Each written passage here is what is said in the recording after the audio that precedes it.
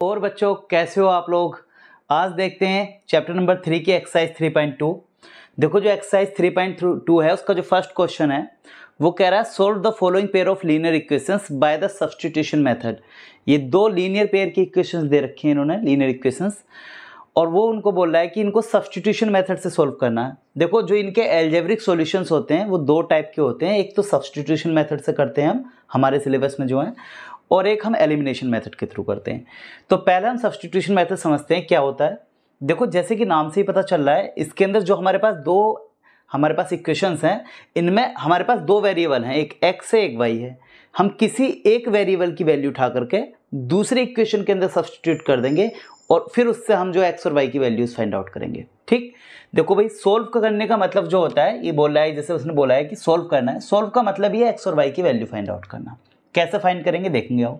सबसे पहले तो जो भी इक्वेशंस आपको दे रखी हो ना, आप इक्वेशन मान लो इक्वेशन नंबर 1 और इक्वेशन नंबर 2। ठीक है, अब आप क्या करना है कि आप कोई सी भी इक्वेशन से x की वैल्यू या y की वैल्यू उठाएंगे और दूसरी वाली इक्वेशन में रख देंगे। तो मैं क्या करता हूँ, सेकंड वाली इक्वेशन से x की वैल्यू निकालता हूँ और फर्स्ट वाली इक्वेशन में रख दूंगा। तो यहाँ से अगर मैं x की वैल्यू निकालता हूँ, देखो तो ये माइनस का y है, दूसरी तरफ पहुँच जाएगा प्लस का, तो 4 प्लस y। ठीक है, अब मेरे पास x की वैल्यू आ गई क्योंकि जो y माइनस का था मैं दूसरी तरफ ले गया। इसको आप मान लो इक्वेशन नंबर 3।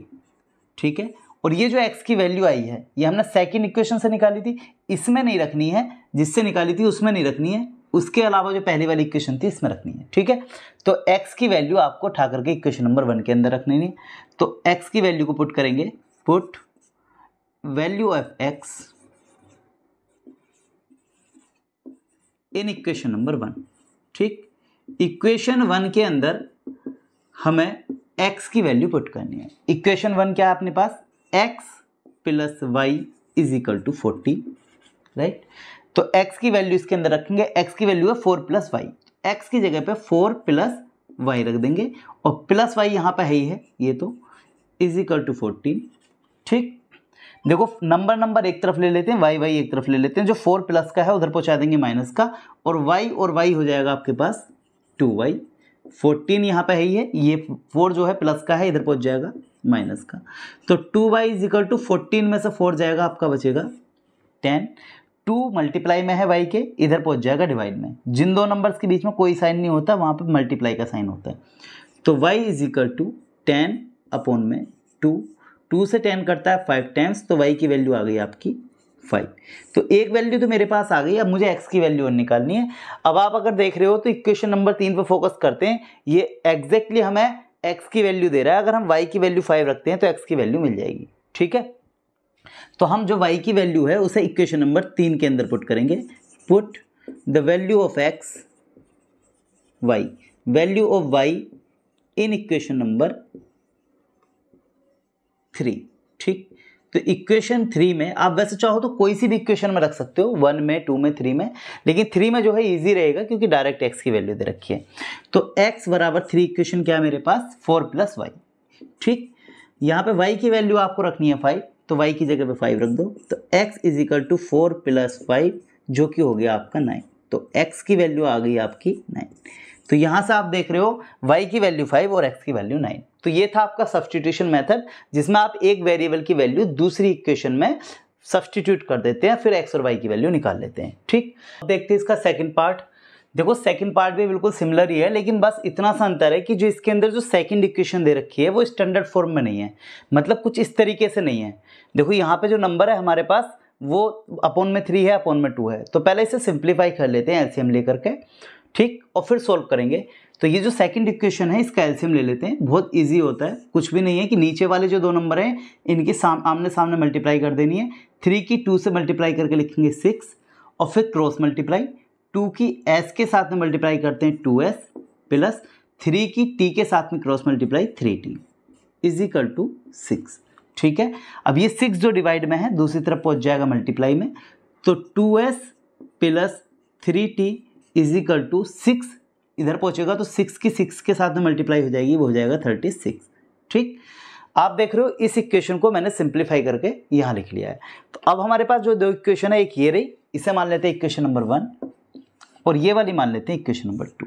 ठीक, आप कोई सी भी इक्वेशन से जैसे वहाँ पे x और y थे, यहाँ पे s और t दो वेरिएबल हैं, तो s या t की कोई सी भी इक्वेशन से वैल्यू निकाल लो और दूसरी वाली इक्वेशन के अंदर पुट कर दो। ठीक, तो हम देख रहे हैं, अगर आप चाहो तो इस यहाँ से इक्वेशन नंबर 1 से s की वैल्यू निकाल लो, ईजी रहेगा निकालना। तो अगर मैं इक्वेशन नंबर 1 से s की वैल्यू निकालता हूँ, तो इक्वेशन नंबर 1 है s minus t is equal to 3, तो यहाँ से s हो जाएगा आपके पास 3 और t माइनस का है उधर की तरफ पहुँच जाएगा प्लस का, तो ये आ जाएगा आपका पास s की वैल्यू, जिसे हम बोलते हैं इक्वेशन नंबर 3। अब इस s की वैल्यू को इक्वेशन नंबर 2 में डालना है, क्योंकि 1 से तो हमने निकाली है वैल्यू। ठीक, तो s की वैल्यू को put the value of x in equation number 2। ठीक, इक्वेशन नंबर 2 के अंदर आपको ये वैल्यू पुट करनी है। तो देखो यहाँ से वैल्यू पुट करेंगे। इक्वेशन नंबर 2 क्या है, इसे लिख लेते हैं, 2s plus 3t is equal to 36। Right, अब s की वैल्यू पुट करनी है, तो s की जगह पे 3 प्लस 2 लिख देंगे 2, और s की जगह पे लिख देंगे 3 plus t plus 3t is equal to 36। ठीक है, 2 की 3 से मल्टीप्लाई करेंगे 6 आ जाएगा, और 2 की t के साथ में मल्टीप्लाई करेंगे 2t आ जाएगा। ठीक, plus 3t is equal to 36। आप देख रहे हो 3t और 2t दोनों मिलकर के हो जाएंगे आपके 5t इज इक्वल टू 36, और ये 6 जो प्लस का है उधर पहुंचा दो माइनस का। ठीक, तो यहाँ से जो है आपके पास 5t जो है वो 36 में से 6 जाएगा, बच जाएगा 30।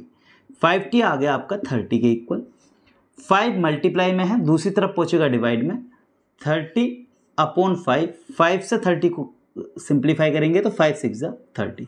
तो यहाँ से t की वैल्यू आ गई आपके पास 6। तो एक वैल्यू तो मेरे पास आ गई है t की, मुझे s की वैल्यू निकालनी है। इस t की वैल्यू को हम उठा करके रख देते हैं इक्वेशन नंबर 3 के अंदर, जैसे सबसे पहले किया हमने, क्योंकि देखो इक्वेशन नंबर 3 में डायरेक्ट x की वैल्यू आपको दे रखी है। आप चाहो तो 1 और 2 कोई सी में भी रख सकते हो 3 में, पर हम जनरली 3 में रख देते हैं, ईजी रह जाता है। तो t की वैल्यू को put the value of t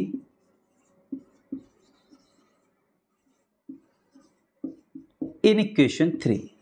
ठीक, इक्वेशन नंबर 3 के अंदर हम इस वैल्यू को पुट करते हैं। तो इक्वेशन नंबर 3 क्या है, s बराबर 3 प्लस टी, s बराबर 3 प्लस टी, तो s इज इक्वल टू 3, और t की वैल्यू कितनी है मेरे पास 6, तो s आ गया 3 और 6 हो गया आपके पास 9। ठीक है, तो s की वैल्यू आ गई 9 और t की वैल्यू आ गई 6। ठीक, तो ये था इसका सेकंड पार्ट। तो आज की वीडियो में इतना ही, मिलते हैं अगली वीडियो में, तब तक के लिए बाय।